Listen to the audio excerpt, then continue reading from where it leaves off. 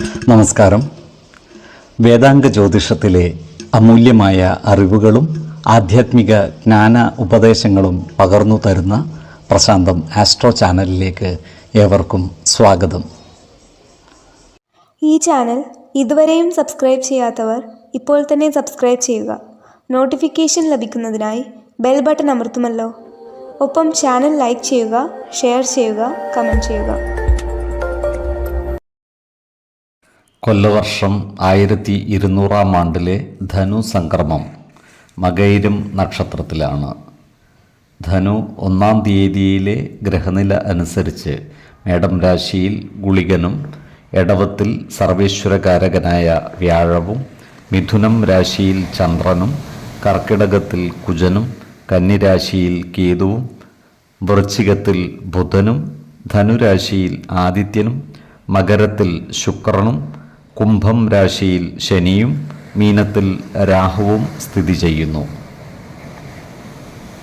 മകയിരം നക്ഷത്രത്തിൽ ജനിച്ചവർക്ക് ധനുമാസം പൊതുവെ ഗുണദോഷ സമ്മിശ്രമായിരിക്കും. ഈ നക്ഷത്രക്കാർക്ക് കർമ്മ മേഖലയിൽ ജോലിഭാരം കൂടുവാനുള്ള സാധ്യതകൾ കാണുന്നുണ്ട്. എന്നാൽ അതിനനുസരിച്ചുള്ള വരുമാന വർധനവ് ഉണ്ടാകുവാനുള്ള സാധ്യതകൾ കുറവുമാണ്. ജോലിസ്ഥലത്ത് സഹപ്രവർത്തകരുമായി നല്ല സ്നേഹസൗഹൃദ ബന്ധങ്ങൾ നിലനിർത്തുവാൻ പരിശ്രമിക്കേണ്ടതാണ്. ഈ നക്ഷത്രക്കാരായ ബിസിനസ്സുകാർക്കും കാര്യങ്ങൾ അത്ര അനുകൂലമല്ല. അതിനാൽ ബിസിനസ്സിൽ കൂടുതൽ നിക്ഷേപങ്ങൾ നടത്തുമ്പോൾ അതീവ ജാഗ്രത പാലിക്കേണ്ടതാണ്. ചിലവുകൾ നിയന്ത്രിച്ചു നിർത്തുകയും സാമ്പത്തിക നഷ്ടം വന്നുചേരാതെ സൂക്ഷിക്കേണ്ടതുമാണ്. ഈ നക്ഷത്രക്കാരുമായി ശത്രുതാ മനോഭാവത്തോടെ പെരുമാറുന്നവരുടെ മേൽ വിജയം വരിക്കുവാൻ ഇവർക്ക് സാധിക്കുന്നതുമാണ്. ഇത്തരക്കാരെ തിരിച്ചറിഞ്ഞാൽ അവരുമായി നല്ല സ്നേഹസൗഹൃദ ബന്ധങ്ങൾ നിലനിർത്തുവാൻ പരിശ്രമിക്കേണ്ടതാണ്. ഈ നക്ഷത്രക്കാരായ യുവതീ യുവാക്കളുടെ വിവാഹകാര്യത്തിൽ തീരുമാനമാകുന്നതാണ്. വിശ്വാസികളായവർക്ക് ജാതക പരിശോധന ചെയ്ത് വിവാഹകാര്യത്തിൽ ഉചിത തീരുമാനം എടുക്കാവുന്നതുമാണ്. നക്ഷത്രപ്പൊരുത്തവും പാപസാമ്യതയും കുജദോഷവും മനപ്പൊരുത്തവും മറ്റു അനുകൂല കാര്യങ്ങളും പരിഗണിച്ച് ഉത്തമ തീരുമാനം എടുക്കുന്നതാണ് ഗുണകരമാവുക. എന്നാൽ കടുത്ത പ്രണയമുള്ളവർക്ക് മനപ്പൊരുത്തം മാത്രം പരിഗണിച്ച് ഗാന്ധർവ വിധി പ്രകാരം വിവാഹിതരാകാമെന്ന് ആചാര്യ മതവുമുണ്ട്.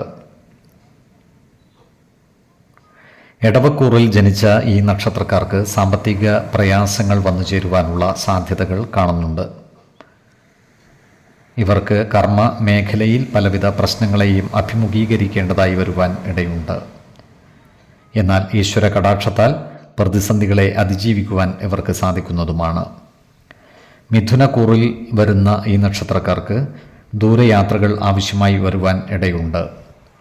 അതുപോലെ മനപ്രയാസമുണ്ടാക്കുന്ന ചില കാര്യങ്ങൾ ഇവർക്ക് നേരിടേണ്ടി വരുവാനും ഇടയുണ്ട്. എന്നാൽ ഏർപ്പെടുന്ന കാര്യങ്ങളിലെല്ലാം വിജയം വരിക്കുവാൻ ഇവർക്ക് സാധിക്കുന്നതുമാണ്. സന്താനങ്ങളിൽ നിന്നും ഗുണഫലങ്ങൾ ഇവർക്ക് ലഭിക്കുന്നതാണ്. അപ്രതീക്ഷിതമായ ധനനേട്ടം ഉണ്ടാകുവാനുള്ള സാധ്യതകളും കാണുന്നുണ്ട്. ആരോഗ്യകാര്യങ്ങളിൽ ഈ നക്ഷത്രക്കാർ ഒരു പ്രത്യേക ശ്രദ്ധ പുലർത്തുന്നത് ഗുണകരമായിരിക്കും. 5, 19, 29 തീയതികൾ അനുകൂലമാണ്. തിരുവാതിര നക്ഷത്രത്തിൽ ജനിച്ചവർക്ക് ധനുമാസം പൊതുവെ ഗുണദോഷ സമ്മിശ്രമായിരിക്കും. ഈ നക്ഷത്രക്കാർക്ക് കർമ്മ മേഖലയിൽ ചില പ്രശ്നങ്ങളെ നേരിടേണ്ടി വരുവാൻ ഇടയുണ്ട്. അതിനാൽ ജോലിസ്ഥലത്ത് എല്ലാവരുമായും നല്ല സ്നേഹസൗഹൃദ ബന്ധങ്ങൾ നിലനിർത്തുവാൻ പരിശ്രമിക്കേണ്ടതാണ്. ഏറ്റെടുക്കുന്ന പ്രവൃത്തികൾ സത്യസന്ധതയോടെയും കൃത്യനിഷ്ഠതയോടെയും ചെയ്തു പൂർത്തീകരിക്കുവാൻ പരിശ്രമിക്കേണ്ടതുമാണ്. അതുപോലെ സാമ്പത്തികമായ ബുദ്ധിമുട്ടുകൾ വന്നുചേരുവാനും ഇടയുണ്ട്. അതിനാൽ സാമ്പത്തിക കാര്യങ്ങൾ കൈകാര്യം ചെയ്യുമ്പോൾ അതീവ ജാഗ്രത പാലിക്കുന്നത് ഗുണകരമായിരിക്കും. ഈ നക്ഷത്രക്കാരായ അധ്യാപകർക്ക് ജോലിയിൽ സ്ഥലം മാറ്റം കിട്ടുവാൻ ഇടയുണ്ട്.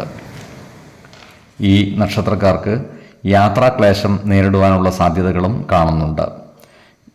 ഉദ്യോഗാർത്ഥികൾക്കും മറ്റു തൊഴിൽ അന്വേഷകർക്കും പുതിയ ജോലിയിൽ പ്രവേശിക്കുവാൻ അവസരം ലഭിക്കുന്നതാണ്.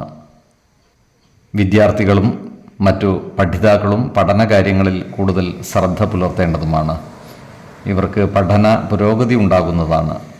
ആരോഗ്യകാര്യങ്ങളിൽ ഈ നക്ഷത്രക്കാർ ഒരു പ്രത്യേക ശ്രദ്ധ പുലർത്തുന്നത് ഗുണകരമായിരിക്കും. പ്രത്യേകിച്ചും ജീവിതശൈലി രോഗങ്ങൾക്ക് സ്ഥിരമായി മരുന്ന് കഴിക്കുന്നവർ കൃത്യമായ വൈദ്യ പരിശോധനകൾ നടത്തുന്നതും ഡോക്ടർമാരുടെ നിർദ്ദേശമനുസരിച്ചുള്ള മരുന്നുകൾ മുടങ്ങാതെ കഴിക്കുന്നതും ഗുണകരമായിരിക്കും. 4, 14, 28 തീയതികൾ അനുകൂലമാണ്. പുണർദം നക്ഷത്രത്തിൽ ജനിച്ചവർക്ക് ധനുമാസം പൊതുവെ ഗുണദോഷ സമ്മിശ്രമായിരിക്കും. ഈ നക്ഷത്രക്കാർക്ക് പ്രവർത്തന മേഖലകളിൽ പലവിധ മാറ്റങ്ങളും വന്നു ചേരുന്നതാണ്. സഹപ്രവർത്തകരിൽ നിന്നും സഹായ സഹകരണങ്ങൾ ലഭിക്കുന്നതാണ്. അതുപോലെ ജോലിയിൽ സ്ഥിര നിയമനം ലഭിക്കുന്നതുമാണ്.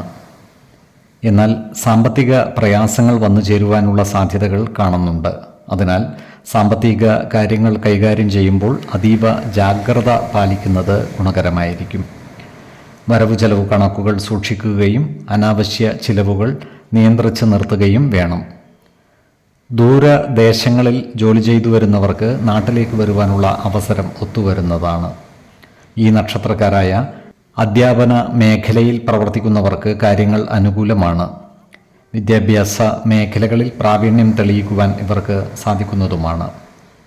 അതുപോലെ ഇവർക്ക് വരുമാന വർധനവ് ഉണ്ടാകുന്നതുമാണ്. ഈ നക്ഷത്രക്കാരായ വക്കീലന്മാർക്കും കാര്യങ്ങൾ അനുകൂലമാണ്.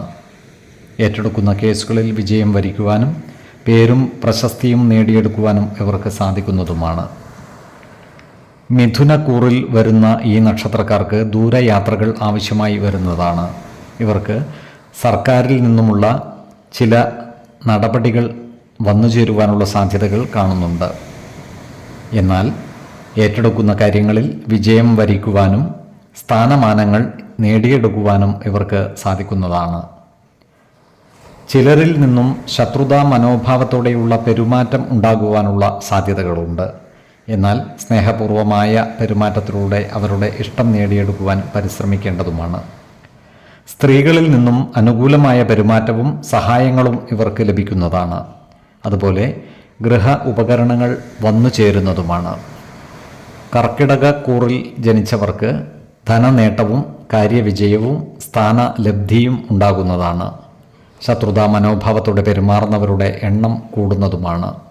എന്നാൽ ഇവരുടെ മേൽ വിജയം വരിക്കുവാൻ ഇവർക്ക് സാധിക്കുന്നതുമാണ്. ഈ കൂറുകാർ സ്ത്രീജനങ്ങളുമായി ബന്ധപ്പെട്ട് പ്രവർത്തിക്കുമ്പോൾ ജാഗ്രത പാലിക്കേണ്ടതാണ്. അനാവശ്യ വാക്കുതർക്കങ്ങളിൽ ഏർപ്പെടാതിരിക്കുവാൻ പ്രത്യേകം ശ്രദ്ധിക്കേണ്ടതുമാണ്.